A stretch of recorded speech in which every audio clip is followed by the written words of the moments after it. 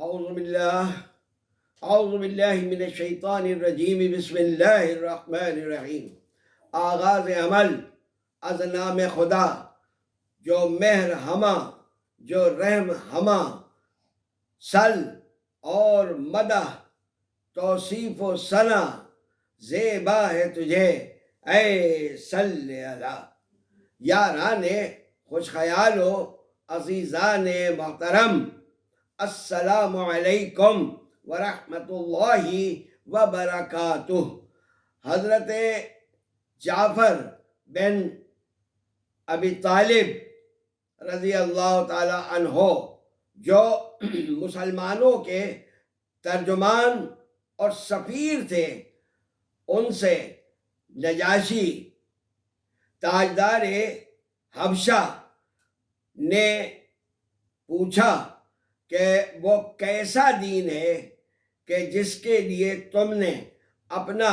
آبائی مذہب چھوڑ دیا اور میرا دین بھی قبول نہ کیا، نہ ہی کسی اور مذہب کو اختیار کیا۔ نجاشی کے اس سوال کے جواب میں حضرت جعفر ابن ابی طالب رضی اللہ تعالی عنہ یوں گویا ہوئے کہ اے بادشاہ، ہم جاہل قوم تھے، بتوں کی پوجا کیا کرتے تھے، مردار کھایا کرتے تھے، بدکاریاں کیا کرتے تھے، اپنے رشتہ داروں اور ہمسایوں کے ساتھ بدسلوکی سے پیش آتے تھے۔ ہم میں سے جو طاقتور ہوتا وہ غریب کو کھا جاتا تھا۔ اس ناگفتہ بہ حال اور ان ناپسندیدہ افعال میں غلطیدہ ہماری قوم پر اللہ رب العالمین نے کرم فرمایا اور ہماری طرف ہم میں سے ہی ایک ایسا رسول بھیج دیا جس کے نسب کو بھی ہم جانتے ہیں، جس کی صداقت، امانت اور عفت سے ہم اچھی طرح آگاہ اور باخبر ہیں۔ اس رسول نے ہمیں اللہ تعالیٰ پر ایمان لانے کی دعوت دی کہ اس کو ہم وحدہ لا شریک تسلیم کریں اور اس کی ہی عبادت کریں، اور وہ پتھر اور وہ بت جن کی ہم اور ہمارے آباء و اجداد پوجا اور پرستش کیا کرتے تھے، ان کی بندگی کا پٹا اپنی گردنوں سے اتار پھینکیں۔ اس نے ہمیں حکم دیا کہ ہم سچ بولیں، امانت میں خیانت نہ کریں، رشتہ داروں کے ساتھ اچھا سلوک کریں، ہمسایوں کا حق عمدگی کے ساتھ ادا کریں اور ان کے ساتھ مروت سے پیش آئیں، برے کاموں اور خوریزیوں سے باز رہیں۔ اس نے ہمیں فسق اور فجور، جھوٹ بولنے، یتیموں کا مال کھا جانے، پاک دامن خواتین پر جھوٹی تہمت لگانے سے منع فرمایا اور ہمیں حکم دیا کہ ہم صرف اللہ کی عبادت کریں، کسی چیز کو اس کا شریک نہ بنائیں۔ مزید یہ کہ اس نے ہمیں حکم دیا کہ نماز پڑھیں، زکوٰۃ دیں اور روزے رکھیں۔ حضرت جعفر ابن ابی طالب رضی اللہ تعالی عنہ نے گن گن کر اور بڑی تفصیل کے ساتھ اسلام کی تعلیمات کو نجاشی کے گوش گزار کیا۔ اس کے بعد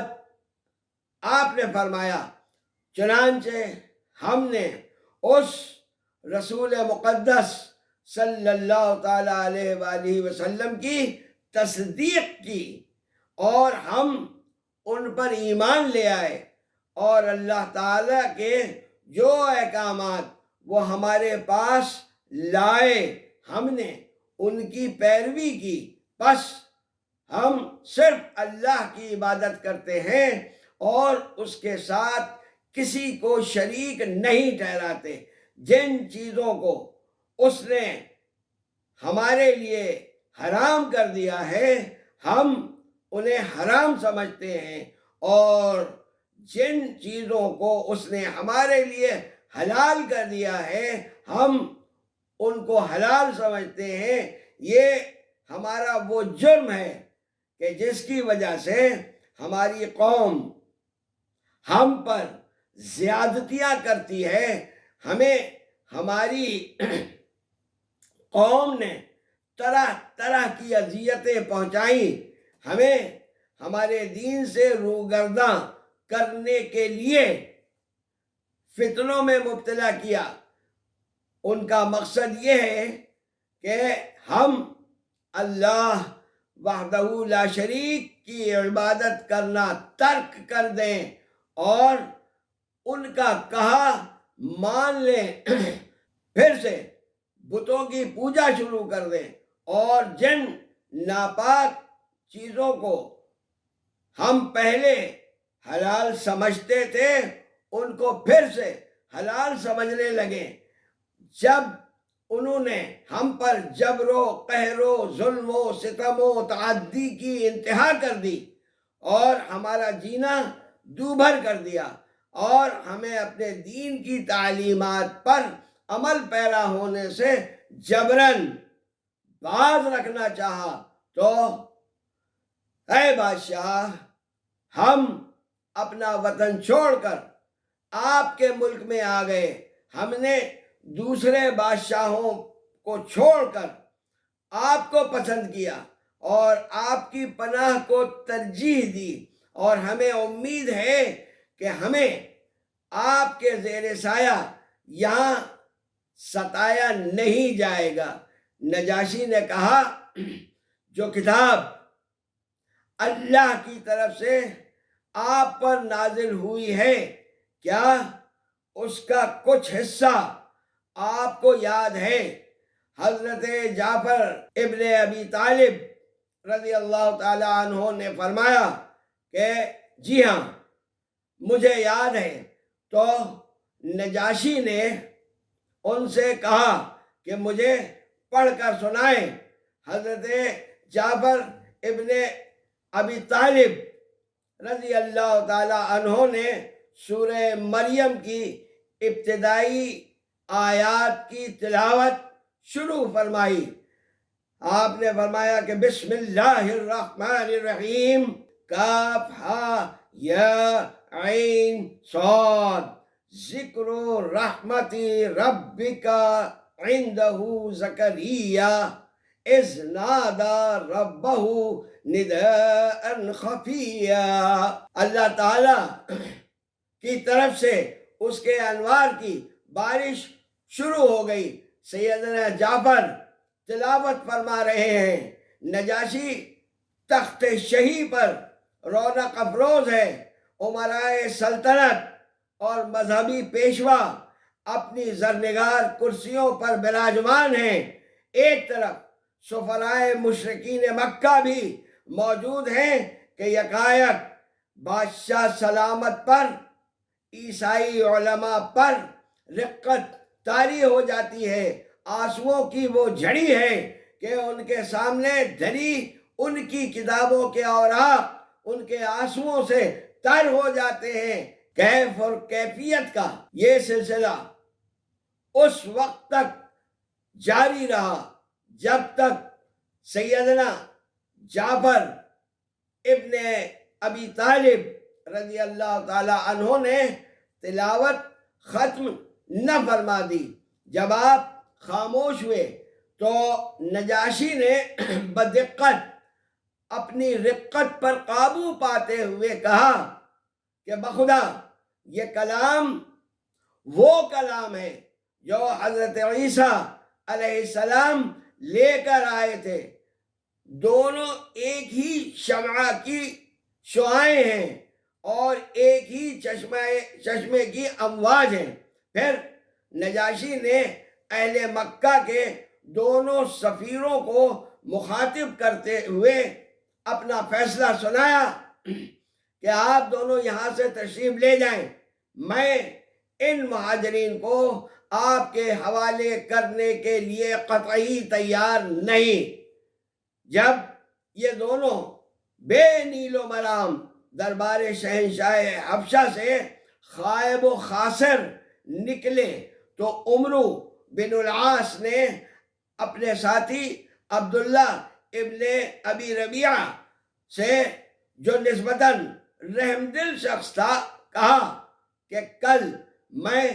ان لوگوں کے بارے میں ایک ایسی چال چلوں گا کہ ان کی جڑیں ہی اکھاڑ کر رکھ دوں گا۔ جس پر عبداللہ نے اسے